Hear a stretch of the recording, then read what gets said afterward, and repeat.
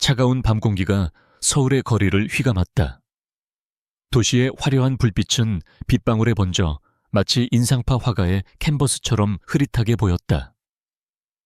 한서연은 작은 술집의 창가에 앉아 흔들리는 도시의 풍경을 멍하니 바라보았다.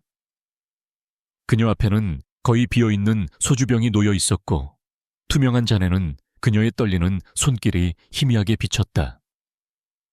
며칠 밤낮으로 쏟아부었던 열정과 노력이 한순간에 물거품이 되어버린 오늘, 그녀는 세상의 모든 소음으로부터 자신을 격리시키고 싶었다.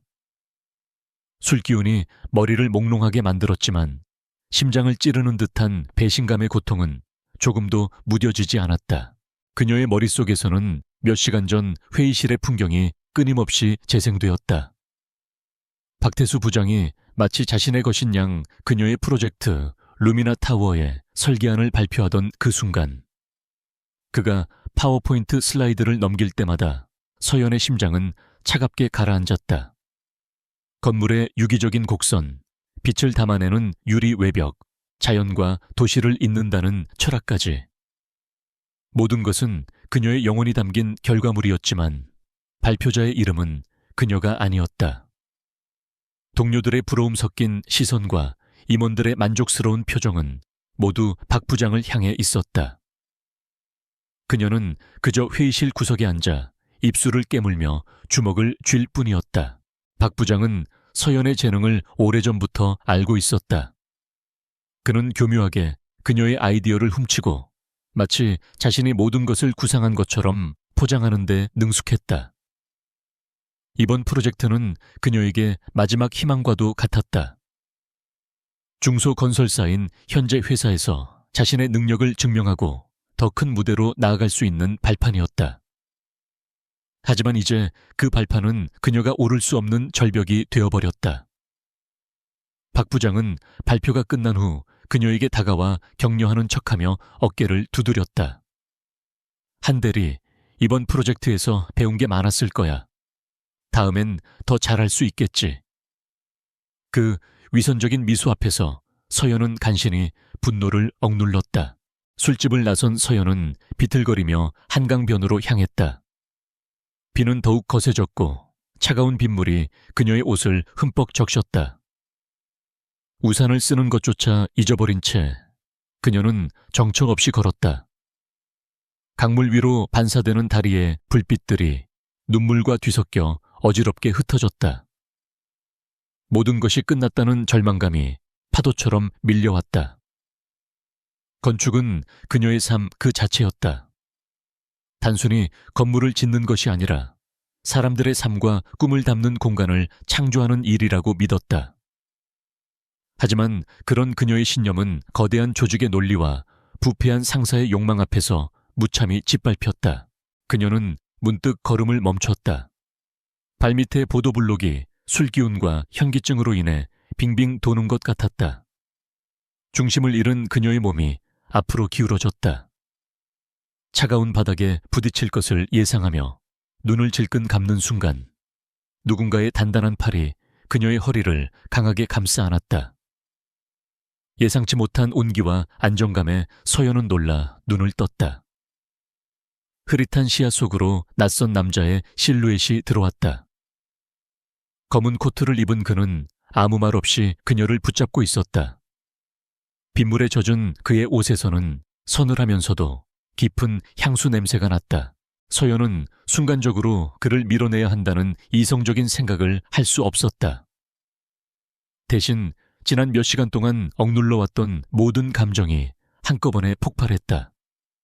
그녀는 낯선 남자의 품에 얼굴을 묻고 아이처럼 울기 시작했다. 뜨거운 눈물이 걷잡을 수 없이 흘러나왔다. 내 꿈이었는데, 내 전부였는데 어떻게 그럴 수가 있어. 그녀의 횡설수설하는 말들은 빗소리에 섞여 웅걸거림처럼 들렸다.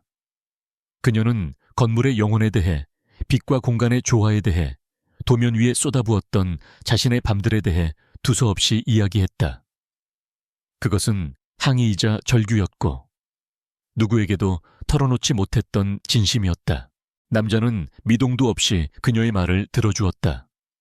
보통의 경우라면 취객의 주정을 무시하거나 뿌리쳤을 테지만 그는 그러지 않았다.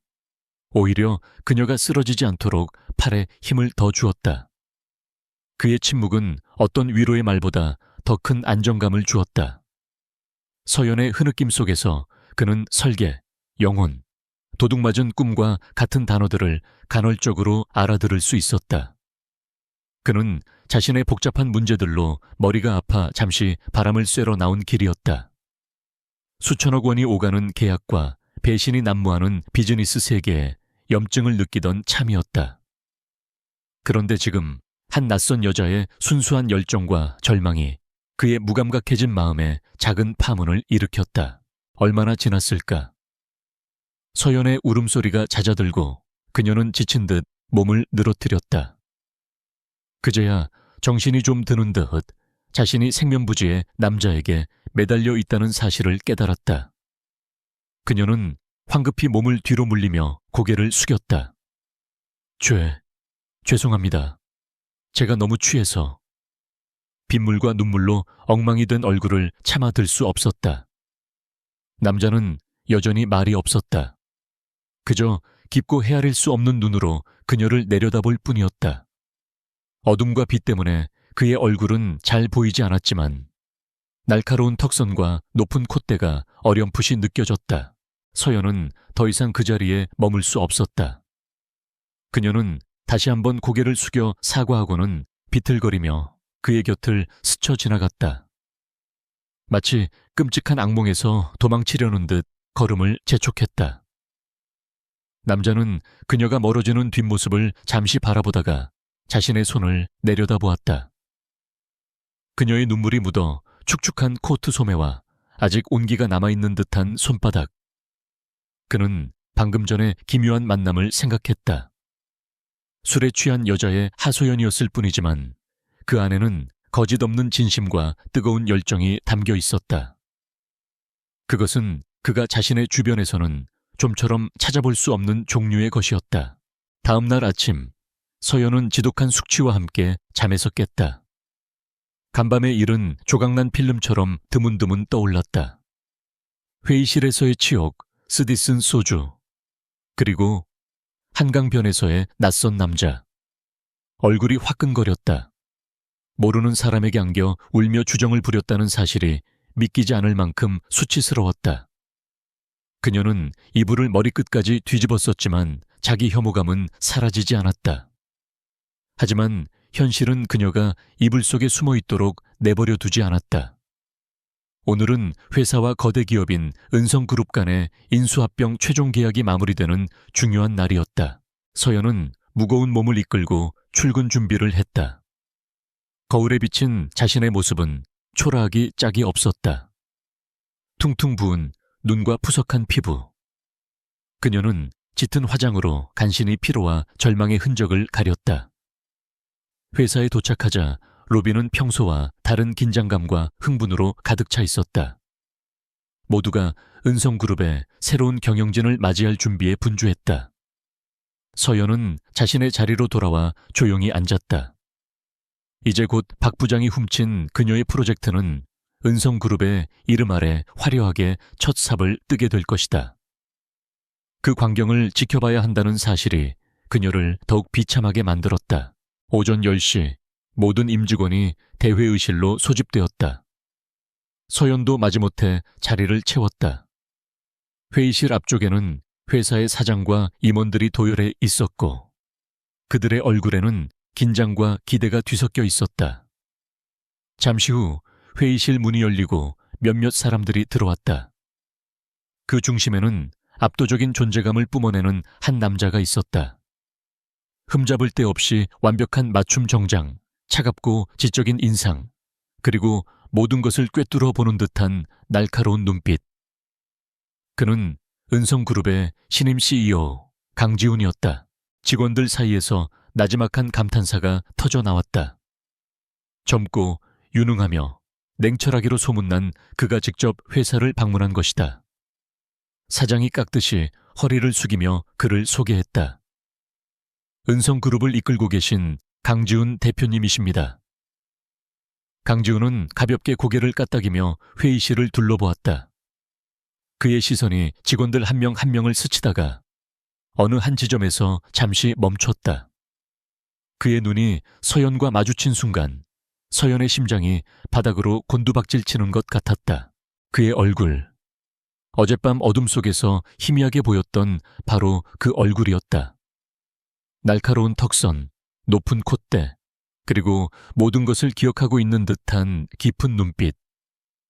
서연은 숨을 쉴 수가 없었다. 세상이 무너지는 듯한 충격 속에서 그녀는 간신히 자리에 서 있었다. 어젯밤 자신이 품에 안겨 울며 모든 것을 털어놓았던 그 낯선 남자가 이제 자신의 운명을 손에 쥔 회사의 새로운 주인이었다. 강지훈의 표정에는 아무런 변화가 없었지만 서연은 그의 눈빛 속에서 스쳐 지나가는 미세한 동요를 읽을 수 있었다. 그 역시 그녀를 알아본 것이다. 최악의 밤은 아직 끝나지 않았다. 그것은 단지 끔찍한 서막에 불과했다. 강지훈의 시선이 그녀에게 닿는 순간 회의실의 모든 소음이 한순간에 사라지는 듯 했다. 한서연은 온몸에 피가 빠져나가는 것처럼 차갑게 식는 것을 느꼈다. 쿵, 쿵, 쿵. 자신의 심장 소리가 귀에서 울려 다른 어떤 소리도 들리지 않았다. 어젯밤의 그 남자, 빗속에서 자신을 붙잡아 주었던, 자신의 끔찍한 주정을 말없이 들어주었던 그 낯선 사람이었다. 그런데 이제 그는 낯선 사람이 아니었다. 그는 회사의 운명을 결정지을 절대 권력자, 은성그룹의 CEO 강지훈이었다. 그녀는 숨을 멈춘 채 얼어붙었고 세상이 발밑에서부터 천천히 무너져 내리는 것 같았다. 그가 나를 알아봤을까? 당연히 알아봤을 것이다. 그의 눈빛은 흔들림이 없었지만 그 깊은 곳에서 스쳐 지나간 찰나의 인식. 서연은 그것을 놓치지 않았다. 어젯밤 자신이 무슨 말을 내뱉었는지 머릿속이 하얗게 비어버렸다. 도둑맞은 프로젝트, 자신의 꿈, 서러움. 아마 그 모든 것을 횡설수설하며 털어놓았을 것이다. 세상에서 가장 비참하고 꼴사나운 모습으로. 그 기억이 다시 떠오르자 그녀는 얼굴이 불타는 듯한 수치심에 고개를 숙였다. 제발 바닥이라도 꺼져서 자신을 삼켜주기를 바랐다. 이제 그녀의 운명은 완벽하게 그의 손에 달려 있었다. 강지훈 역시 내색하지 않았지만 속으로는 적잖이 놀란 상태였다. 어젯밤의 만남은 그저 스쳐 지나가는 기묘한 해프닝이라고 생각했다. 하지만 그 여자가 자신이 인수하는 회사의 직원일 줄이야. 운명의 장난이라고 하기엔 너무나 극적이었다. 그는 무표정한 얼굴로 시선을 거두며 단상으로 걸어나갔다. 그러나 그의 머릿속은 복잡하게 움직이기 시작했다. 루미나 타워를 발표하던 박태수 부장의 기름진 목소리와 자신만만한 표정, 그리고 그 뒤에서 고개를 숙인 채 떨고 있는 한서연의 모습이 기묘한 대조를 이루었다. 어젯밤 그녀가 울부짖으며 말했던 도둑맞은 꿈이라는 단어가 그의 뇌리를 스쳤다. 기존 사장의 상투적인 환영사가 끝나고 회사의 핵심 인물인 박태수 부장이 의기양양하게 앞으로 나섰다. 그는 새로운 CEO에게 잘 보이고 싶은 욕망으로 가득 찬 미소를 지으며 프레젠테이션을 시작했다. 존경하는 강지훈 대표님, 그리고 임직원 여러분. 저희 회사의 미래를 책임질 핵심 프로젝트 루미나 타워에 대해 설명해 드리겠습니다. 그의 목소리가 회의실에 울려 퍼지는 동안 서연은 귀를 막고 싶었다. 자신이 밤을 새워가며 썼던 문장들, 건물의 철학을 담아냈던 그 표현들이 박 부장의 입을 통해 역겹게 흘러나오고 있었다. 바로 어제 이 모든 거짓말에 절망하여 울부짖던 자신의 말을 들었던 유일한 사람 앞에서 이보다 더한 치욕은 없었다. 강지훈은 팔짱을 낀 채 박 부장의 발표를 묵묵히 들었다. 그의 날카로운 눈은 스크린의 설계도와 박 부장의 표정, 그리고 간간히 고개를 들지 못하는 서연의 모습을 번갈아 훑었다. 박 부장의 설명은 표면적으로는 훌륭했다. 하지만 무언가 빠져 있었다. 어젯밤 그녀가 술에 취해 내뱉었던 단어들 속에는 논리적인 설명 이상의 것, 설계에 대한 깊은 애정과 철학이 담겨 있었다. 하지만 지금 박 부장의 설명은 그저 잘 외운 대본을 읊는 것처럼 공허하게 들렸다. 강지훈의 비즈니스적인 직감이 경고등을 켜기 시작했다. 무언가 잘못되었다. 발표가 끝나고 질의응답 시간이 되자 회의실에는 정적이 흘렀다. 강지훈은 잠시 침묵하다가 낮은 목소리로 입을 열었다. 박 부장님, 루미나 타워의 핵심인 중앙 아트리움의 채광 효율을 극대화하기 위한 구체적인 구조 공법에 대해 설명해 주시겠습니까? 단순히 유리를 많이 사용하는 것 이상의 철학이 담겨 있는 것 같은데 말이죠. 그의 질문은 매우 날카롭고 핵심을 찌르는 것이었다. 그것은 서연이 가장 고심했던 부분이자 프로젝트의 심장과도 같은 디테일이었다. 박태수는 순간 당황한 기색이 역력했다. 그는 프로젝트의 큰 그림만 훔쳤을 뿐 세부적인 기술이나 철학까지는 이해하지 못했다. 그의 이마에 식은땀이 배어나왔다. 아, 그 부분은 최첨단 공법을 사용하여 에너지 효율을 고려한 혁신적인 설계라고 할 수 있습니다. 그는 동문서답에 가까운 애매한 말로 상황을 넘기려 했다. 그 순간 강지훈의 시선이 아주 잠깐, 거의 누구도 눈치채지 못할 만큼 짧게 서연을 향했다. 마치 당신이라면 대답할 수 있겠지라고 묻는 듯 했다. 서연은 심장이 철렁했다. 그녀는 그 질문에 대한 완벽한 답을 알고 있었다. 지금이야말로 자신의 능력을 보여줄 기회였다. 하지만 입을 여는 순간 강지훈이 어젯밤의 일을 언급하면 어떡하지? 모두 앞에서 망신을 당하게 될지도 모른다는 두려움이 그녀의 발목을 잡았다. 그녀가 망설이는 짧은 순간 다른 임원이 눈치 빠르게 나서서 적당한 말로 박 부장을 거들었다. 기회는 그렇게 사라져버렸다. 서연은 안도감과 동시에 자신의 비겁함에 대한 깊은 자괴감에 휩싸였다. 회의는 그렇게 끝났다. 임원들은 벌떼처럼 강지훈에게 몰려들어 아첨을 늘어놓았다. 박 부장은 그 중에서도 가장 적극적으로 그의 옆에 붙어 알랑거렸다. 강지훈은 특유의 냉정함으로 그들을 대하면서도 인파 속에서 조용히 빠져나가려는 서연의 움직임을 놓치지 않았다. 그녀는 마치 유령처럼 회의실을 벗어나려 했다.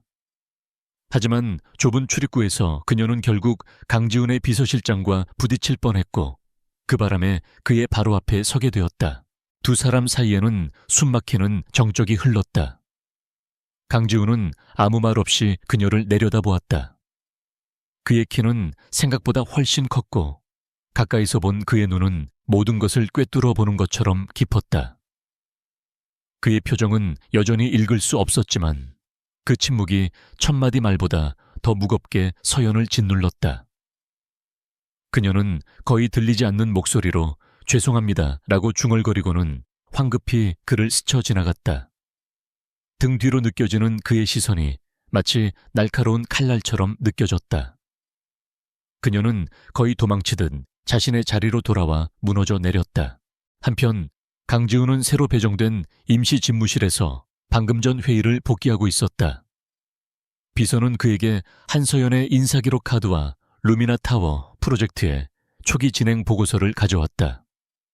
그는 태블릿 화면에 떠있는 서연의 증명사진을 물끄러미 바라보았다. 사진 속 그녀는 총명하고 단정한 모습이었다. 어젯밤 눈물과 빗물로 얼룩졌던 얼굴과는 전혀 다른 사람이었다. 보고서를 넘기던 그의 손가락이 멈췄다. 프로젝트 초기 책임자는 분명 한서연 대리로 되어 있었다. 하지만 어느 시점부터 모든 보고서의 책임자 이름이 박태수 부장으로 바뀌어 있었다. 강지훈의 입가에 차가운 미소가 떠올랐다. 퍼즐 조각들이 하나씩 맞춰지기 시작했다. 어젯밤의 만남은 단순한 우연이 아니었다. 그것은 이 회사의 부패한 내부를 들여다볼 수 있는 예상치 못한 열쇠였다. 그는 비서에게 지시했다. 이 회사 생각보다 더 재미있을 것 같군. 한서연 대리에 대해 좀 더 자세히 알아보고 박태수 부장의 지난 프로젝트들도 전부 검토해 보도록. 단순한 인수합병 절차가 아니었다. 이제 이것은 진실을 밝히기 위한 치밀한 체스 게임의 시작이었다. 그리고 그 게임의 가장 중요한 말은 바로 어젯밤 자신에게 모든 것을 털어놓았던 여자 한서연이었다. 강지훈이 CEO로 부임한 지 일주일이 지났다. 회사 전체는 보이지 않는 폭풍의 눈 속에 들어온 것처럼 고요하면서도 극도의 긴장감에 휩싸여 있었다. 그의 존재감은 압도적이었다. 그는 불필요한 말을 거의 하지 않았지만 그의 날카로운 시선 하나, 짧은 지시 하나에 직원들은 얼어붙었다. 대대적인 구조조정과 인원 감축이 있을 것이라는 소문이 흉흉하게 퍼져나갔고 모두가 살얼음판을 걷는 기분으로 하루하루를 보냈다. 특히 박태수 부장의 불안감은 날이 갈수록 커져만 갔다. 그는 어떻게든 새로운 CEO의 눈에 들어 자신의 입지를 굳혀야 했다. 강지훈의 첫 공식 행보는 현재 진행 중인 핵심 프로젝트들을 재검토하는 것이었다. 당연히 루미나 타워가 최우선 순위로 테이블에 올랐다. 그는 관련 팀원 전원을 회의실로 소집했다. 이전과 같은 상견례 자리가 아니었다. 그는 회의 테이블 상석에 앉아 듣는 이가 아닌 신문하는 자의 자세를 취했다. 그의 눈빛은 단순한 호기심을 넘어선 집요함으로 번뜩였다. 박 부장은 만반의 준비를 하고 프레젠테이션을 다시 시작했지만 곧 상황이 자신의 예상과 다르게 흘러가고 있음을 깨달았다. 강지훈은 더 이상 프로젝트의 거시적인 비전이나 디자인 철학 같은 것을 묻지 않았다. 대신 그는 마치 날카로운 메스처럼 프로젝트의 가장 깊고 민감한 부분을 파고들었다. 제한된 강화유리의 비용 대비 열효율 분석 데이터를 보여주십시오. 중앙 아트리움의 내진 설계 계산값은 누가 검토했습니까? 관련 서류를 지금 바로 확인하고 싶습니다. 각종 건축 인허가 승인을 위한 정확한 예상 타임라인과 담당 부처와의 협의 내용은 어디에 있습니까? 질문들은 하나같이 극도로 세부적이고 전문적이었다. 프로젝트의 실무 책임자라면 당연히 꿰고 있어야 할 내용들이었지만 공을 가로채기만 한 박 부장에게는 재앙과도 같았다. 박태수의 이마에서는 식은땀이 비오듯 흘렀다. 그는 제대로 된 답변을 하지 못하고 버벅거리며 팀원들에게 도움을 청하는 눈빛을 보냈다. 회의실의 공기는 무겁게 가라앉았다. 그는 도무지 이해할 수 없었다. 새로 부임한 CEO가 왜 이렇게까지 사소한 디테일에 집착하는 것일까? 그의 의심스러운 시선이 회의실 구석에 앉아있는 한서연에게로 향했다. 그녀는 초기 디자인팀의 일원이라는 이유로 회의에 배석해 있었다. 그녀는 고개를 숙인 채 필사적으로 자신의 존재감을 지우려 애썼지만 박 부장은 그녀의 침묵이 자신을 겨누는 비수처럼 느껴졌다. 서연은 그야말로 가시방석에 앉은 기분이었다. 강지훈이 던지는 모든 질문에 대한 답을 그녀는 완벽하게 알고 있었다. 지금이라도 손을 들고 막힘없이 대답할 수 있었다. 하지만 그랬다가는 무슨 일이 벌어질지 몰랐다. 자신의 상사를 공개적으로 무시하는 행위이자 무엇보다 강지훈과 직접적으로 엮이게 되는 일이었다. 그와의 만남은 어젯밤의 악몽과 오늘 아침의 충격만으로도 충분했다. 그녀는 입술을 깨물며 침묵을 지켰다. 박 부장이 쩔쩔매는 모습을 보며 통쾌함 대신 불안감과 초조함만이 그녀의 마음을 채웠다. 결국 회의는 박 부장의 망신으로 끝이 났다. 강지훈은 실망감을 감추지 않은 채 일주일 내로 모든 데이터를 정리하여 다시 보고하라는 차가운 명령만 남기고 자리를 떴다. 회의실을 나온 박 부장은 분노에 찬 얼굴로 서연을 자신의 사무실로 불렀다. 그는 CEO가 무언가 알고 있다고는 상상조차 하지 못했다. 대신 이 모든 문제의 원인이 한서연이라고 결론 내렸다. 그녀가 누군가에게 무언가 흘렸거나 혹은 그녀의 존재 자체가 CEO의 의심을 사고 있다고 판단한 것이다. 그는 서연을 시한폭탄으로 여기기 시작했다. 박 부장은 위협적으로 친절한 미소를 지으며 말했다. 한 대리, 요즘 많이 힘든가 봐. 얼굴이 안 좋아 보이네.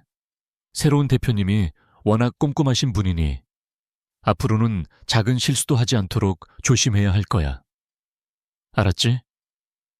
그것은 명백한 경고였다. 그의 눈빛은 네가 계속 내 눈에 거슬리면 가만두지 않겠다고 말하고 있었다.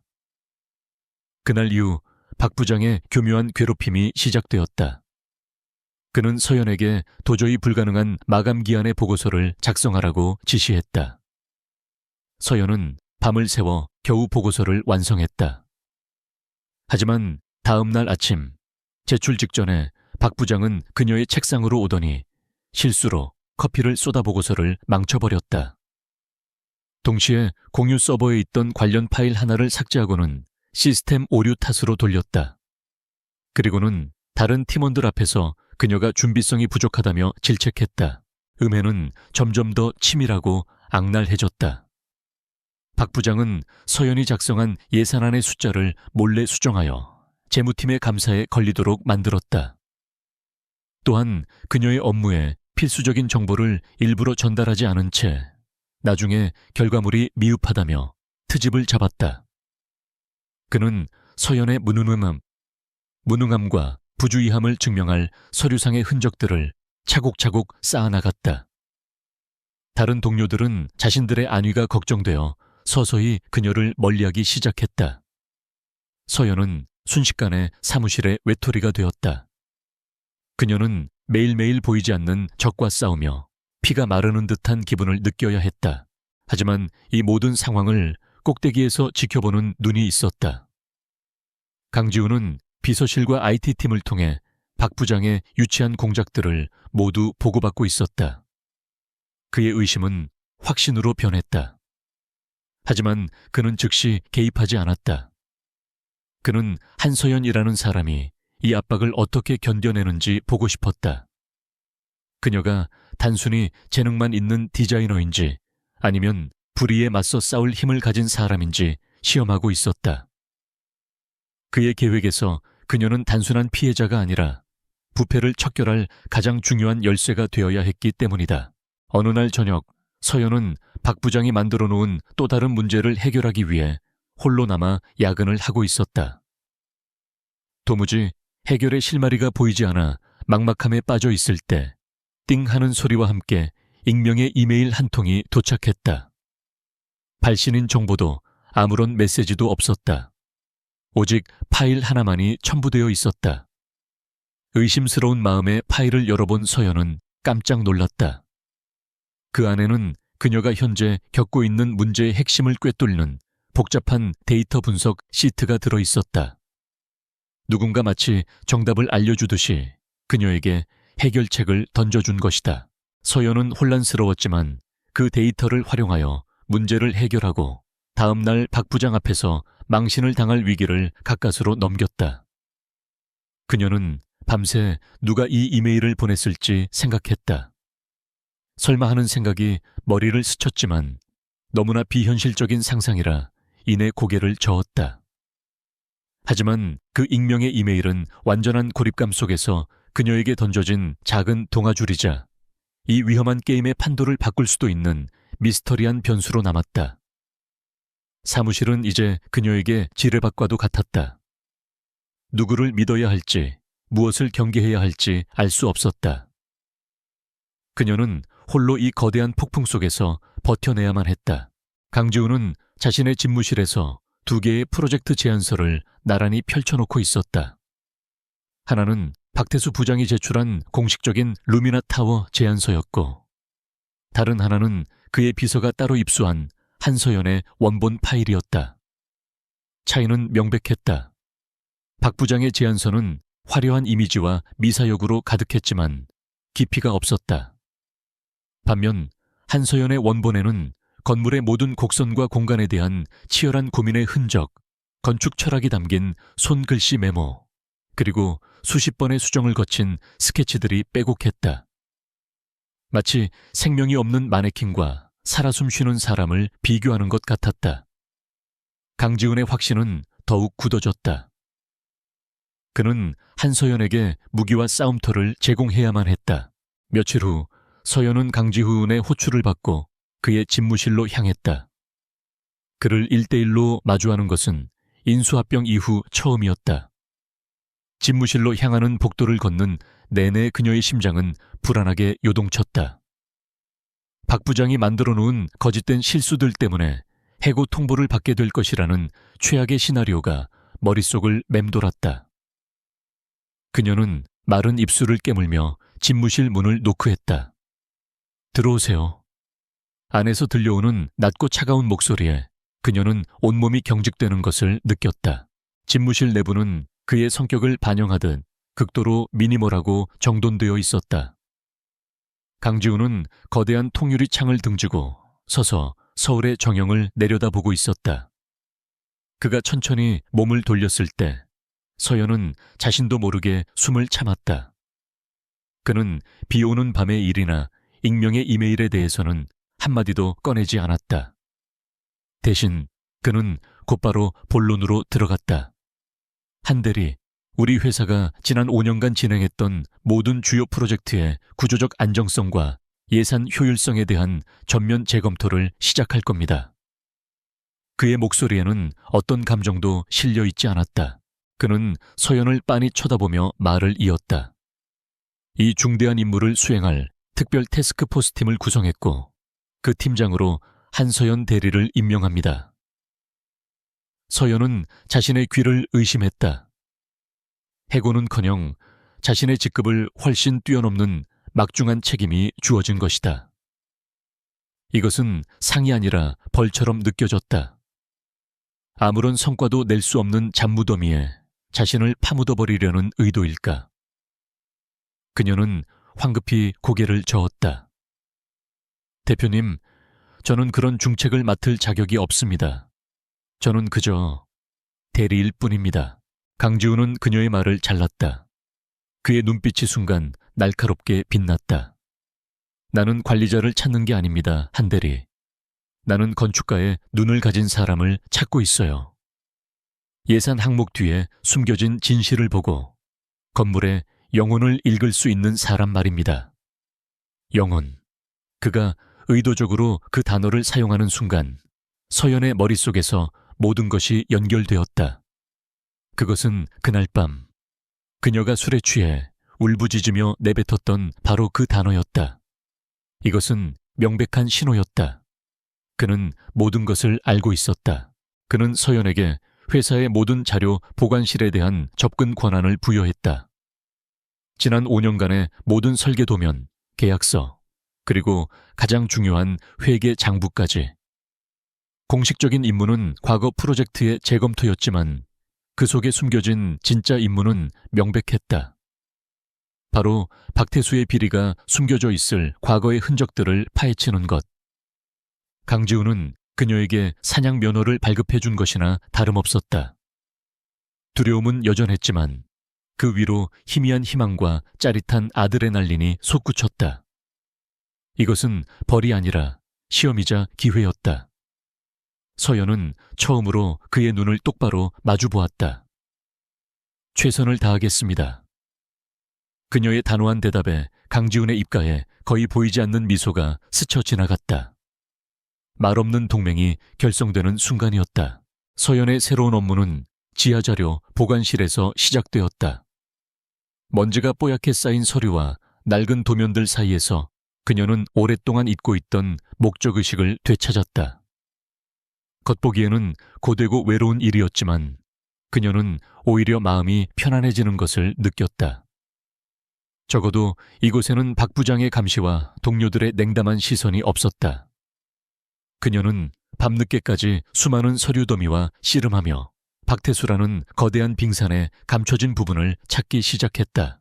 그와 그녀의 소통은 이제 암호화된 메시지처럼 이루어졌다. 강지훈은 가끔 밤늦게 진행 상황을 점검한다는 명목으로 자료실을 찾았다. 그는 아무렇지 않은 척 과거의 특정 프로젝트에 대해 질문을 던졌고, 그것은 사실상 비리의 흔적이 있을 만한 파일을 가리키는 이정표가 되었다. 그러면 서연은 다음 날 아침 직접적인 고발 대신 문제의 소지가 있는 데이터들을 요약한 짧은 보고서를 그의 책상 위에 올려놓았다. 그들은 철저히 업무라는 언어를 통해 대화하며 보이지 않는 전선에서 함께 싸우고 있었다. 박태수는 처음에는 서연이 지하실에 쓸모없는 업무로 밀려난 것을 내심 기뻐했다. 자신이 이겼다고 생각했다. 하지만 몇 주가 지나도 밤늦게까지 꺼지지 않는 자료실의 불빛과 간간히 목격되는 서연과 CEO의 짧은 독대에 그의 의심은 다시 고개를 들기 시작했다. 그는 그녀가 무엇을 하고 있는지 알아내려 했지만 강지훈이 구성한 태스크포스는 다른 부서장들의 접근이 철저히 차단되어 있었다. 박 부장은 보이지 않는 위협에 점점 더 초조해졌다. 어느 늦은 밤 서연의 끈질긴 노력은 마침내 첫 번째 결실을 보았다. 그녀는 박 부장이 과거에 담당했던 한 상업단지 프로젝트의 자재 구매 목록에서 결정적인 증거를 찾아냈다. 최고급 자재를 구매한 것으로 서류가 꾸며져 있었지만 실제 납품 계약서와 자재 시험 성적서는 기준 미달의 저가 제품을 사용했다는 것을 증명하고 있었다. 차액은 고스란히 누군가의 주머니로 들어갔을 것이다. 서연은 떨리는 손으로 서류를 움켜쥐었다. 심장이 격렬하게 뛰었다. 이제 막 사냥의 서막이 올랐을 뿐이었다. 이 위태로운 동맹은 본격적으로 움직이기 시작했고 이제 더 이상 되돌아갈 길은 없었다. 자료 보관실의 서류들은 더 이상 개별적인 기록의 파편이 아니었다. 한서연에게 그것들은 서로 연결되기 시작하며 거대하고 무서운 기만의 네트워크를 형성했다. 그녀가 상업단지 프로젝트에서 발견했던 자재 비리는 단발적인 사건이 아니었다. 그녀는 일관된 패턴을 찾아냈다. 지난 몇 년간 박태수 부장이 지휘했던 여러 대형 프로젝트에서 동일한 불일치가 발견되었다. 최고급 자재 구매 청구서와 저품질 자재 납품 확인서, 태산 건설 자재라는 이름이 의심스러운 거래 내역에서 반복적으로 등장했다. 더욱이 의심스러울 정도로 신속하게 처리된 프로젝트 승인 서류에는 늘 같은 시청 고위 공무원의 서명이 있었다. 이것은 더 이상 개인의 비리가 아니었다. 조직적인 공모였다. 서연은 초기 조사 결과를 기밀 보고서로 정리했다. 그녀는 이 문제를 안전하지 않은 환경에서 논의할 수 없다는 것을 알았다. 그녀는 강지훈에게 만남을 요청했지만 그의 사무실이 아닌 다른 층의 한적한 회의실에서 늦은 밤에 만나자고 했다. 회의실의 희미한 불빛 아래 그녀는 증거들을 펼쳐놓았다. 자금 흐름 도표, 위조된 계약서, 가짜 검수 보고서. 그것들이 그려내는 그림은 그녀가 상상했던 것보다 훨씬 더 끔찍했다. 이 문제는 단순히 박태수 개인에게 국한된 것이 아니었다. 회사의 명성을 송두리째 무너뜨리고 심각한 형사 고발로 이어질 수 있는 사안이었다. 강지훈은 그녀의 설명을 듣는 내내 표정 변화 없이 침묵을 지켰지만 그의 눈빛은 점점 더 차갑게 가라앉았다. 그는 부패의 존재 자체에 놀라지는 않았지만 그 규모와 깊이가 그의 예상을 뛰어넘었다. 이 싸움은 더 이상 탐욕스러운 임원 한 명을 몰아내는 것이 아니었다. 깊게 뿌리내린 네트워크와의 전쟁이었다. 그는 자신이 서연을 의도했던 것보다 훨씬 더 위험한 위치로 밀어 넣었다는 사실을 깨달았다. 그는 복잡한 세부 사항을 냉철하게 설명하고 있는 그녀를 바라보며 무거운 책임감을 느꼈다. 위험은 더 이상 추상적인 개념이 아니었다. 그날 밤 서연이 사무실을 나설 때 그녀는 길 건너편에 짙게 선팅된 검은색 세단 한 대가 주차되어 있는 것을 발견했다. 시동은 걸려 있었지만 전조등은 꺼져 있었다. 등골을 타고 오싹한 불안감이 흘렀다. 그 차는 그녀가 탄 버스를 몇 블록 따라오다가 갑자기 어두운 골목으로 사라졌다. 그녀는 자신의 과민 반응일 뿐이라고 애써 생각했지만 공포의 씨앗은 마음속에 심어졌다. 위협은 점점 더 노골적으로 변해갔다. 어느 날 아침 그녀는 자신의 사무실 컴퓨터가 해킹당했다는 사실을 발견했다. 작업 중이던 중요 파일들이 모두 삭제되어 있었다. 다행히 외부 하드 드라이브에 백업을 해둔 덕분에 최악의 상황은 피했다. 며칠 후 발신인이 없는 소포가 그녀의 책상으로 배달되었다. 상자 안에는 죽은 쥐 한 마리가 들어있었다. 고전적이면서도 역겨운 경고 방식이었다. 메시지는 분명했다. 더 이상 파헤치지 마라. 서연은 공포에 휩싸였다. 그녀는 건축가이지 탐정이나 스파이가 아니었다. 자신의 일이 이토록 신변의 위협을 느끼게 할 줄은 꿈에도 몰랐다. 모든 것을 포기하고 도망치고 싶다는 생각이 들었다. 그날 밤 그녀는 두려움과 무력감 속에서 한숨도 자지 못했다. 하지만 그때 그 부실한 자재로 지어진 건물들이 떠올랐다. 그 안에서 잠재적인 위험을 모른 채 살아가고 일할 사람들이 생각났다. 건축가로서의 직업 윤리와 정의감이 그녀의 결심을 다시 굳혔다. 그녀는 물러설 수 없었다. 강지우는 그 위협들에 대해 거의 즉각적으로 보고받았다. 그날 밤의 회의 이후 그는 자신의 경호팀에게 비밀리에 그녀를 원거리에서 감시하고 보호하라는 임무를 내렸다. 죽은 쥐에 대한 보고를 들었을 때 그의 냉정한 프로페셔널리즘은 산산조각 났다. 차가운 분노가 그의 안에서 들끓었다. 그는 곧장 자료 보관실로 향했다. 그의 얼굴은 얼음장처럼 차가웠다. 그는 창백하게 질린 채 떨면서도 여전히 일하고 있는 그녀를 발견했다. 그는 그녀에게 괜찮으냐고 묻지 않았다. 대신 모든 세부 사항을 보고하라고 요구했다.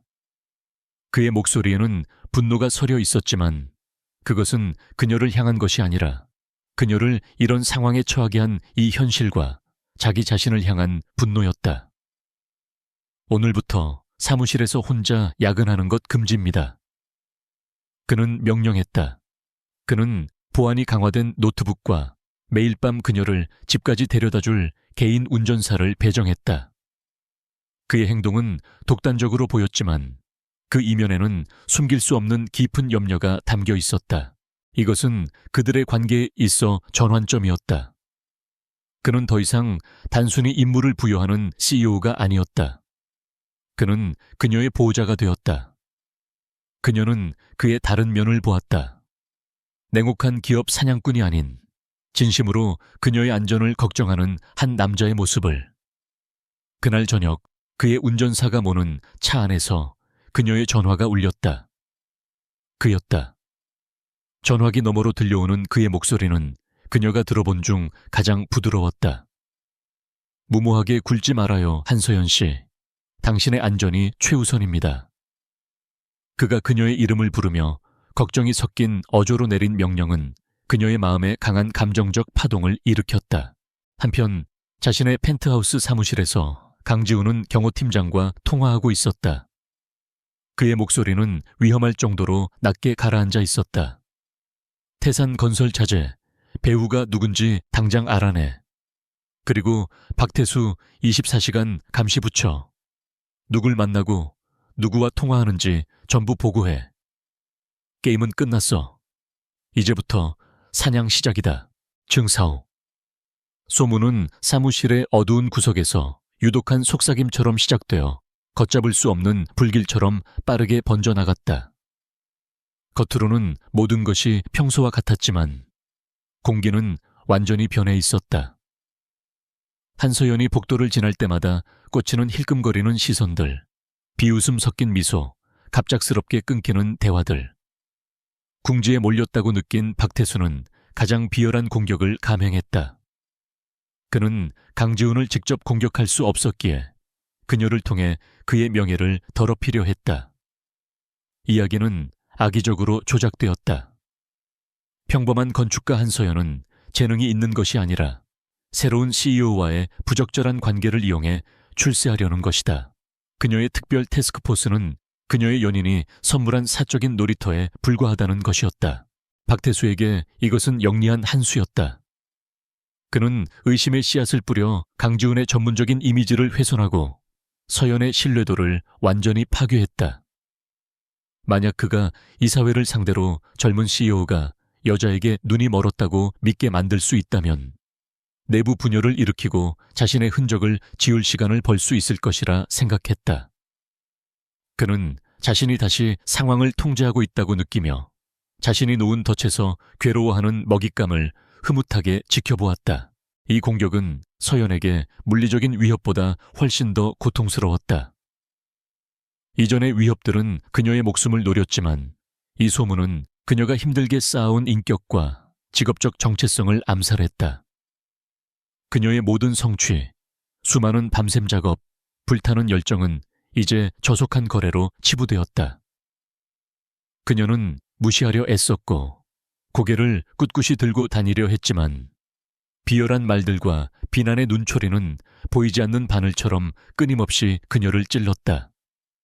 자신감이 무너지면서 그녀의 조사 업무 역시 영향을 받기 시작했다. 소문은 마침내 은성그룹 이사회에도 들어갔다. 젊고 공격적인 스타일의 CEO를 이미 경계하고 있던 일부 보수적인 이사들은 우려를 표명하기 시작했다. 증거는 없었지만 부적절한 관계에 외관만으로도 그룹의 이미지에 해를 끼치기엔 충분했다.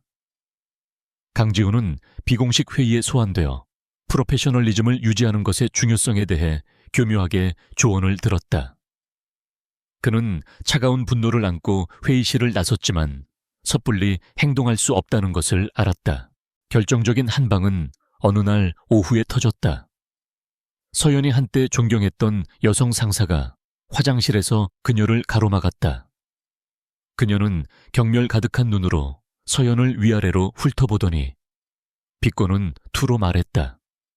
어떤 사람들은 몸으로 승진하는데 우리 같은 사람들은 머리를 써야 하니 참 피곤하단 말이야. 이 공개적인 모욕, 같은 업계의 여성에게서 받은 배신감은 서연을 완전히 무너뜨렸다. 그녀는 아무 말도 하지 못하고 온몸의 피가 차갑게 식는 것을 느꼈다. 그녀는 화장실에서 뛰쳐나와 혼자 있을 수 있는 곳, 텅 빈 비상계단으로 도망쳤다. 강지훈은 이사회와의 긴장감, 넘치는 회의를 막 끝낸 참이었다. 그는 이 모든 것의 배후에 박태수가 있다는 것을 알았다. 그의 최우선 관심사는 서연이었다. 그의 비서는 그녀가 울면서 비상계단 쪽으로 뛰어가는 것을 보았다고 보고했다. 그는 한치의 망설임도 없이 그녀를 찾아 나섰다. 그는 차가운 계단에 웅크리고 앉아 흐느낌을 삼키고 있는 그녀를 발견했다. 좁고 어두운 비상계단 안에서 그녀는 너무나도 작고 연약해 보였다. 그는 조용히 다가갔다. 발소리를 들은 그녀가 놀라 고개를 들었고 그녀의 얼굴은 눈물로 얼룩져 있었다. 그녀는 황급히 눈물을 닦으며 강한 척하려 했지만 소용없었다. 그는 괜찮아요 라고 묻거나 상투적인 위로의 말을 건네지 않았다. 그는 그저 그들 사이의 거리를 좁히고 그녀를 단단하고 확고한 품으로 끌어안았다. 이 포옹은 첫 번째와는 완전히 달랐다. 그날 밤에는 그녀가 절망 속에서 그에게 매달렸다. 하지만 이번에는 그가 주도적으로 폭풍으로부터 그녀를 보호하는 견고한 닻이 되어 주었다. 그는 그녀의 흐느낌이 잦아들 때까지 그녀를 안아주었다. 그런 다음 그는 부드럽게 그녀를 떼어놓고 그녀의 눈을 똑바로 바라보며 낮고 단호한 목소리로 말했다. 내 잘못입니다. 내가 당신을 위험에 빠뜨렸어요. 하지만 저들이 이기게 두지 않을 겁니다. 나 믿어줄 수 있겠어요? 그의 질문은 단지 조사에 관한 것이 아니었다. 그것은 지극히 개인적인 것이었다. 그라는 사람 자체에 대한 믿음을 구하는 요청이었다. 서연은 그의 눈 깊은 곳에서 흔들림 없는 확신과 진실한 염려를 보았다. 그녀는 천천히 고개를 끄덕였다. 그 순간은 그들의 유대를 확고히 하고 그의 결심을 굳혔다. 방어는 끝났습니다. 그가 말했다. 이제부터는 공격입니다. 그는 자신의 계획의 일부를 그녀에게 털어놓으며 그녀를 부하 직원이 아닌 이 싸움의 진정한 파트너로 대했다. 공유된 취약함과 공동 행동에 대한 약속은 그들 사이에 강력한 친밀감을 형성했다. 그들이 사무실로 돌아왔을 때 그들을 둘러싼 공기는 변해 있었다. 포옹은 끝났지만 새롭고 더 강한 연결이 남았다. 서연의 눈물은 말랐고 그 자리에는 강철 같은 결의가 서려 있었다. 그녀는 더 이상 희생자가 아니었다. 그녀는 전사였고 그녀의 곁에는 강력한 동맹이 있었다. 아래층에서 박태수는 자신의 비열한 계략이 그의 가장 큰 두 적수를 깨뜨릴 수 없는 무기로 단련시켰다는 사실을 까맣게 모른 채 상상 속의 승리를 자축하고 있었다. 무대는 이제 정면 방역을 위해 완벽하게 준비되었다. 비상계단에서의 맹세 이후 모든 것이 변했다. 한서연과 강지훈의 관계는 더 이상 CEO와 부하 직원 혹은 어색한 동맹이 아니었다. 그들은 이제 공동의 목표를 가진 하나의 팀, 거대한 부패 네트워크를 무너뜨리기 위해 뭉친 파트너였다. 그들의 전쟁 본부는 더 이상 감시의 눈길이 가득한 회사가 아니었다. 강지훈이 별도로 마련한 최첨단 보안 시스템을 갖춘 오피스텔이었다. 그곳에서 그들은 비로소 가면을 벗고 온전히 전략 수립에만 몰두할 수 있었다. 방 안의 공기는 두려움 대신 팽팽한 긴장감과 결연한 의지로 가득 차 있었다. 작전의 첫 단계는 적을 명확히 규정하는 것이었다. 그들은 대형 화이트보드에 박태수를 중심에 놓고 그로부터 뻗어나가는 관계도를 그리기 시작했다. 한쪽까지는 태산건설 자재로, 다른 한쪽은 부패한 시청 공무원에게로 이어졌다. 그들은 적의 강점, 정치적 인맥, 회사 내 견고한 입지, 핵심 부서 장악력과 약점, 탐욕, 오만함, 그리고 그들이 남긴 증거의 흔적들을 냉철하게 분석했다. 이것은 감정적인 복수가 아니었다. 철저히 계산된 전략적 방역의 시작이었다. 그들은 각자의 전문성에 따라 명확하게 역할을 분담했다. 이것은 그들의 파트너십이 구체화되는 과정이었다. 서연의 임무는 결정적 증거, 스모킹 건을 찾는 것이었다. 그녀는 건축가이자 설계자로서의 지식을 총동원했다. 재무적인 비리도 중요하지만 변호사들에 의해 얼마든지 희석될 수 있었다. 그녀가 필요한 것은 누구도 부정할 수 없는 재앙적인 결과를 초래할 수 있는 치명적인 결함이었다. 그녀는 돈의 흐름이 아닌 저가 자재 사용으로 인해 발생했을 구조적 결함에 집중하기로 했다. 그녀의 주된 목표는 박태수의 가장 최신작이자 가장 대담한 사기극인 루미나 타워 프로젝트가 되었다. 반면 강지훈의 전쟁터는 기업과 정치의 세계였다. 그의 역할은 다각적이었다. 첫째, 내부 통제. 그는 회사 내 박태수의 동조자들을 무력화시켜야 했다. 그는 경영 효율화라는 명분 아래 박태수와 가까운 인물들을 한직으로 발령내고 자신이 신뢰하는 인물들을 핵심 부서에 배치하여 정보의 흐름을 통제하기 시작했다. 둘째, 외부 압박. 그는 자신의 광범위한 네트워크를 이용해 태산 건설 자재와 부패 공무원의 뒷조사를 시작했다. 신뢰할 수 있는 언론사의 기자에게 건설업계의 구조적 비리에 대한 정보를 흘려 여론의 불씨를 지폈다. 셋째, 법적 준비. 그는 최고의 법무법인과 비밀리에 접촉하여 가상의 시나리오를 제시하며 형사고발과 민사소송에 필요한 모든 법적 절차를 준비시켰다. 그들의 밤은 길고 치열했다. 오피스텔은 수많은 설계 도면과 데이터 시트, 그리고 복잡한 자금 흐름도로 가득 찼다. 서연은 도면 위에서 기술적인 이상 징후를 지적했고 강지훈은 여러 개의 전화를 돌리며 마치 오케스트라의 지휘자처럼 외부의 움직임을 조율했다. 그들은 서로의 아이디어에 이의를 제기하고 계획을 수정하며 더 완벽한 전략을 만들어 나갔다. 이 과정 속에서 싹트기 시작한 개인적인 감정 위로 깊은 직업적 존중심이 더해졌다. 늦은 밤 그가 타주는 커피 한 잔, 복잡한 도표 위에서 서로의 의도를 완벽하게 이해하며 마주치는 눈빛 같은 사소한 순간들이 그들의 유대를 더욱 단단하게 만들었다. 그러던 어느 날 밤 서연은 마침내 무언가를 발견했다. 루미나 타워의 최종 설계도를 자신의 원본과 비교하던 중 그녀는 결정적인 변경점을 찾아냈다. 그녀가 설계했던 핵심 지지부의 구조가 미묘하게 바뀌어 있었다. 아마도 태산 건설 자재에 더 저렴하고 약한 자재 규격에 맞추기 위한 변경일 것이다. 서류상으로는 최소한의 안전 기준을 아슬아슬하게 통과하는 것처럼 보였다. 하지만 그녀는 무언가 잘못되었음을 직감했다. 그녀는 보안 노트북으로 구조 시뮬레이션을 실행했다. 시뮬레이션 결과는 충격적이었다. 변경된 설계는 특정 스트레스 조건, 예를 들어 서울에서 충분히 발생 가능한 약한 지진이나 강풍이 불 경우 연쇄적인 구조 붕괴로 이어질 수 있었다. 이것이 바로 그들이 찾던 치명적인 결함이었다. 단순한 부실 공사가 아니었다. 잠재적인 대량 살상 무기나 다름없었다. 그녀는 떨리는 손으로 노트북을 들고 강지훈에게 다가갔다. 화면 속에서는 웅장한 루미나 타워가 힘없이 찌그러지며 무너져 내리는 끔찍한 애니메이션이 반복되고 있었다. 그들이 밝혀낸 진실의 무게가 방 안의 공기를 무겁게 짓눌렀다. 이것은 더 이상 단순한 화이트 칼라 범죄가 아니었다. 수백 명의 목숨이 걸린 문제였다. 강지훈은 화면과 서연의 얼굴을 번갈아 보았다.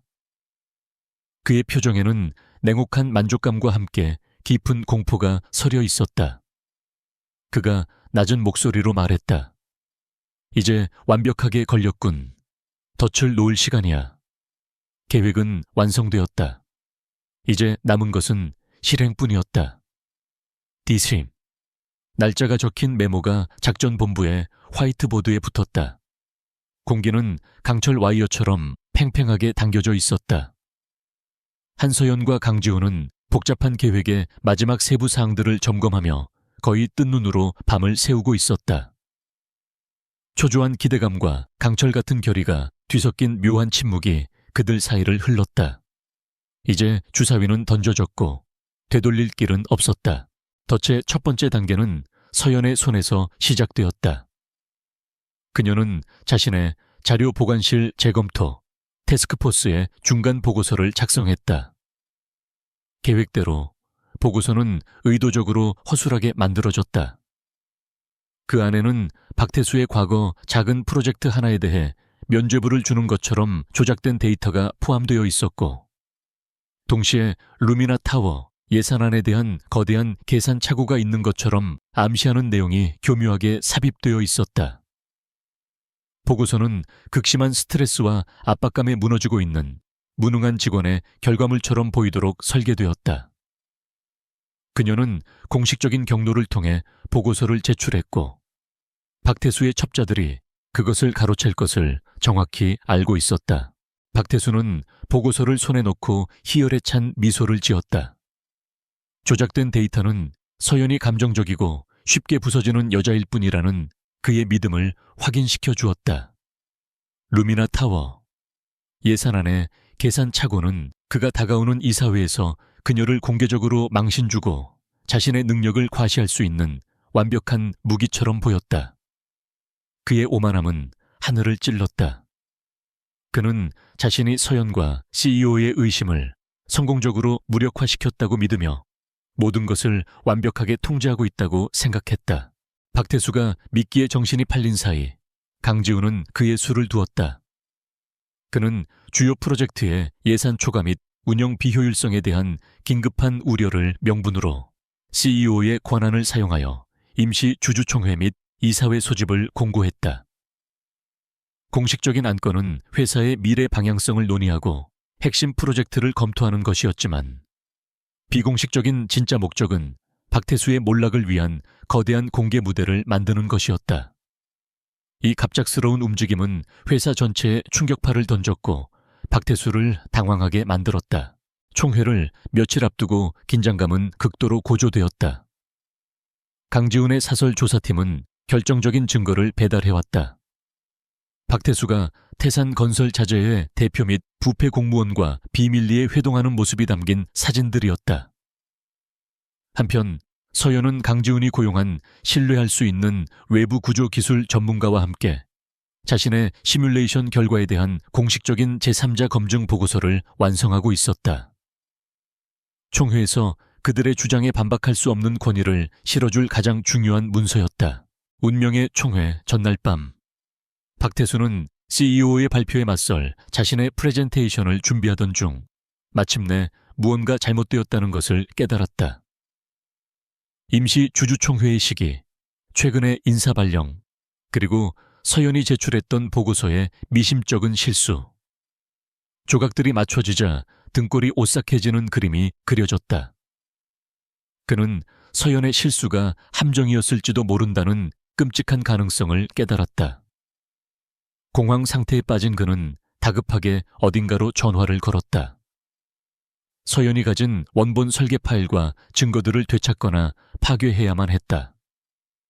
그는 단순한 협박이 아닌 실행을 위해 자신의 하수인들을 보냈다. 그 시각 서현은 구조기술 전문가와 함께 안전가옥에서 최종 보고서를 마무리하고 있었다. 강지훈의 경호팀이 밖을 지키고 있었지만 괴한들은 근처에서 작은 화재 소동을 일으키는 교란 작전으로 그들의 주의를 돌렸다. 그 틈을 타 2명의 남자가 안전가옥에 침입했다. 순식간에 긴장감이 공간을 채웠다. 서현은 싸움꾼이 아니었지만 최종 보고서가 담긴 노트북을 지키기 위해 필사적으로 저항하며 시간을 벌었다. 그녀의 심장은 공포로 미친 듯이 뛰었지만 눈빛은 결코 꺾이지 않았다. 상황이 절체절명의 위기로 치닫는 순간 문이 부서지듯 열리며 강지훈과 그의 핵심 경호팀이 들이닥쳤다. 그는 불길한 예감에 직접 그녀를 확인하러 왔던 것이다. 짧지만 격렬한 격투가 벌어졌고 괴한들은 순식간에 제압되었다. 서현은 충격으로 떨고 있었지만 무사했고 가장 중요한 증거 역시 안전했다. 안전가옥은 순식간에 아수라장이 되었다. 서현은 거친 숨을 몰아쉬며 아직 가시지 않은 아드레날린의 여파를 느꼈다. 강지훈은 제압된 괴한 중 한 명을 싸늘하게 내려다보고 있었다. 그의 얼굴은 돌처럼 굳어 있었다. 이윽고 그가 서현에게 시선을 돌렸을 때 그의 눈에 서렸던 차가운 분노는 깊은 염려로 바뀌어 있었다. 그가 말했다. 내일입니다. 이 모든 것을 끝냅시다. 덫은 발동되었고 적은 마침내 자신의 패를 드러냈다. 피할 수 없는 마지막 전투가 바로 코앞으로 다가왔다. 임시 주주총회가 열리는 날, 은성그룹 본사의 대회의실은 이른 아침부터 들끓는 긴장감으로 가득 찼다. 이 사진, 주요 주주들, 핵심 임원들, 그리고 선별된 경제부 기자들이 자리를 메우고 있었다. 모두의 시선은 회의 테이블 상석에 앉은 두 남자에게로 향했다. 한 명은 포커페이스를 유지한 채 미동도 없는 강지훈이었고 다른 한 명은 자신만만한 미소를 띤 채 여유를 부리는 박태수였다. 박태수는 오늘이 바로 이 젊고 오만한 CEO를 끌어내리고 자신이 그 자리를 차지할 날이라고 굳게 믿고 있었다. 강지훈이 회의의 시작을 알렸다. 그의 목소리는 차갑고 단조로웠지만 회의실 전체를 장악하는 힘이 있었다. 그는 회사의 투명성과 미래 성장을 위해 오늘의 회의가 불가피했음을 간략히 설명했다.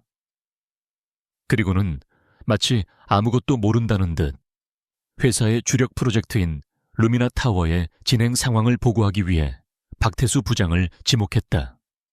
그것은 강지훈이 박태수에게 직접 그의 목을 죄 밧줄을 건네주는 순간이었다. 박태수는 의기양양하게 연단으로 걸어나갔다. 그는 루미나 타워의 위대한 비전에 대해 화려한 미사여구를 동원하여 열변을 토하며 모든 공을 자신에게 돌렸다. 그러고는 준비해둔 공격을 시작했다.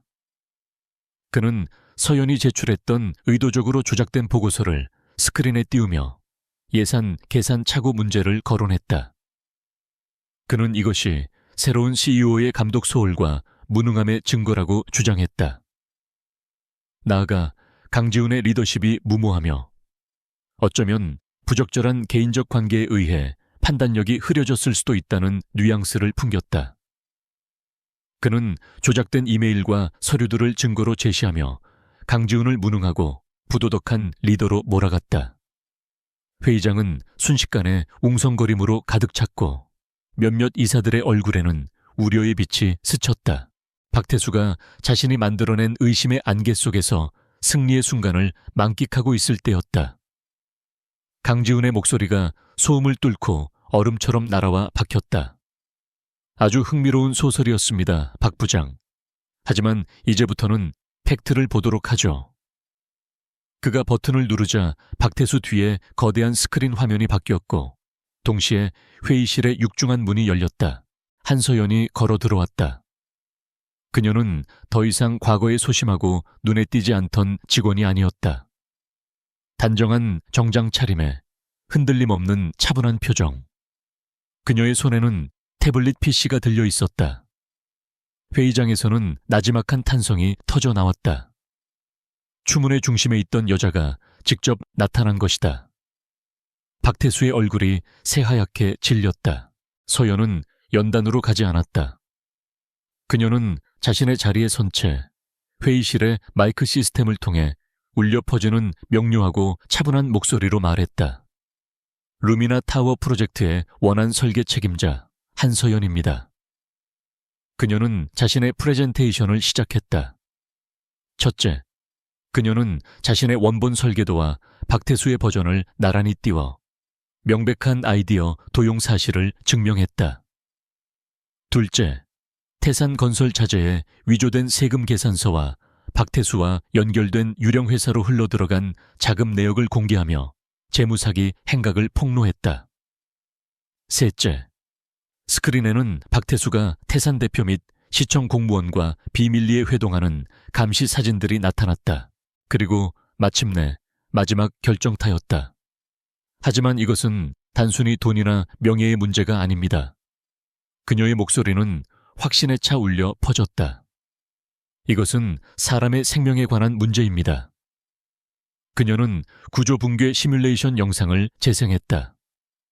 웅장했던 루미나 타워가 스크린 속에서 처참하게 무너져 내리는 모습을 회의실의 모든 사람들이 숨막히는 침묵 속에서 지켜보았다. 그녀는 이어서 외부 전문가의 기술 검증 보고서를 제시하며 자신의 시뮬레이션 결과가 객관적인 사실임을 입증했다. 회의장은 아수라장이 되었다. 주주들은 고함을 질렀고 기자들은 미친 듯이 노트북 자판을 두드렸다. 박태수는 공포와 불신에 찬 얼굴로 그 자리에 얼어붙었다.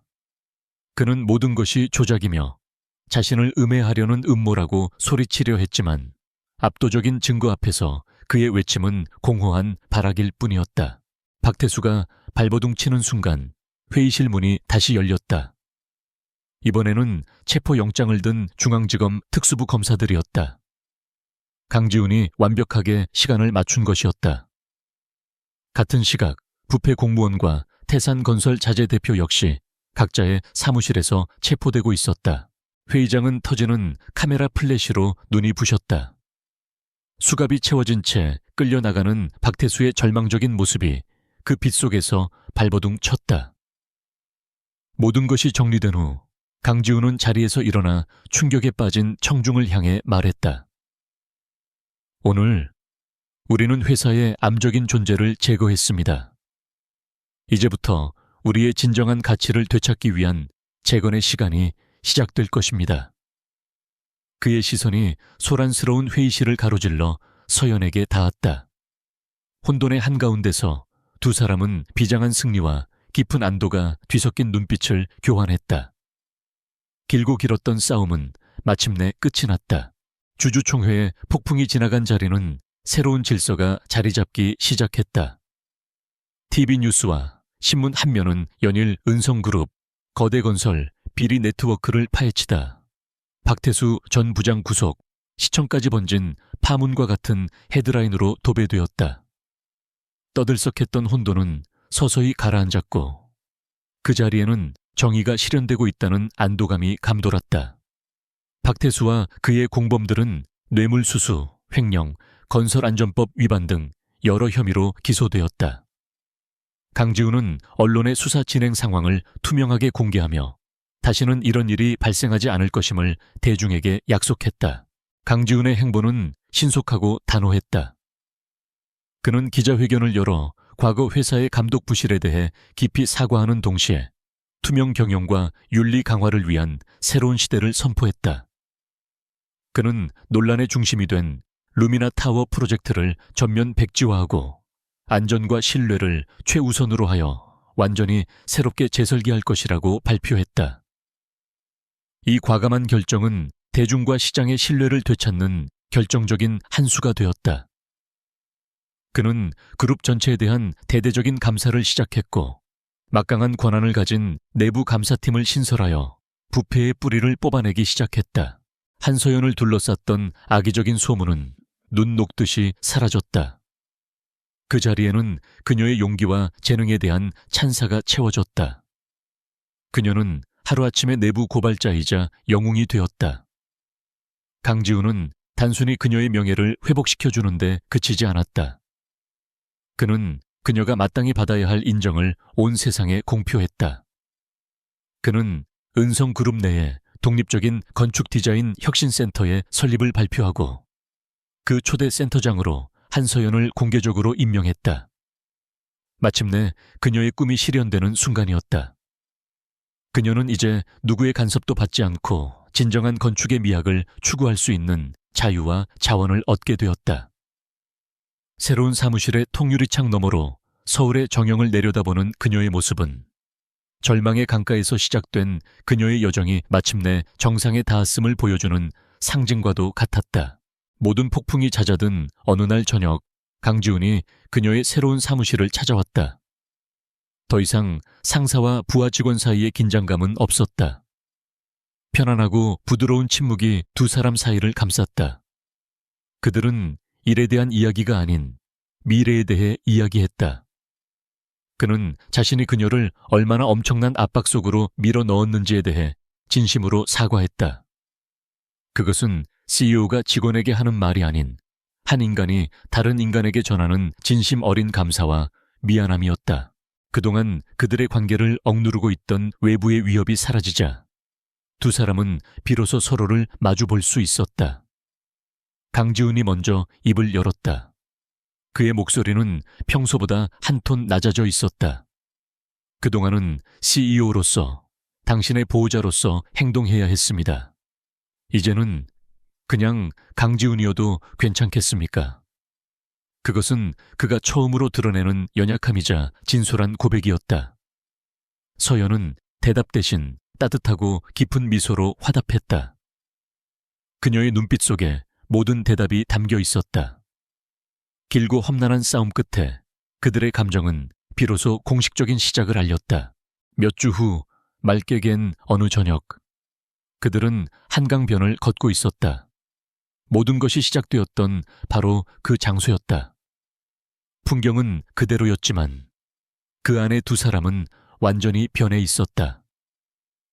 그녀는 더 이상 술에 취해 절망에 빠져 있던 여자가 아니었고 그는 더 이상 고독하고 차가운 낯선 남자가 아니었다. 서연은 그날 밤을 떠올리며 민망함에 얼굴을 붉혔다. 하지만 강지훈은 그녀가 좀처럼 본 적 없는 따뜻하고 진실한 미소를 지었다. 그가 말했다. 사실 그날 나 역시 최악의 하루를 보내고 있었어요. 거짓과 위선으로 가득 찬 세상에 환멸을 느끼던 중에 술에 취해 건물의 영혼에 대해 열변을 토하는 당신을 만났죠. 그 서투른 진심이 나에게는 이상하게도 한 줄기 빛처럼 느껴졌습니다. 그날 밤 그가 단지 그녀를 구해준 것이 아니었다. 어쩌면 그녀 역시 자신도 모르는 사이에 그를 구원했던 것이다. 이야기의 마지막은 또 다른 포옹이었다. 그는 그녀를 부드럽게 자신의 품으로 끌어당겼다. 이것은 그들의 여정을 완성하는 세 번째 포옹이었다. 첫 번째처럼 절망적이지도 두 번째처럼 비장하지도 않았다. 수많은 폭풍우를 함께 헤쳐나온 후 서로를 선택한 두 동등한 연인의 따뜻하고 사랑 가득한 포옹이었다. 강물 위로 반짝이는 도시의 불빛을 함께 바라보는 그들의 모습 위로 힘들게 얻어낸 평화로운 미래가 밝아오고 있었다. 1년 후 한서연은 혁신적이고 인간 중심적인 설계로 국내외 건축상을 휩쓰는 스타 건축가가 되었다. 강지우는 은성그룹을 가장 투명하고 존경받는 기업으로 성공적으로 탈바꿈시켰다. 사람들은 종종 공식 석상에서 나란히 서 있는 두 사람의 모습을 볼 수 있었다. 그들은 각자의 분야에서 최고의 성취를 이룬 파트너이자 서로의 가장 든든한 지지자로서 조용하지만 강한 사랑을 이어가고 있었다. 한강의 차가운 밤 공기 속에서 우연히 시작되었던 그들의 드라마는 마침내 따뜻하고 찬란한 해피엔딩을 맞이했다.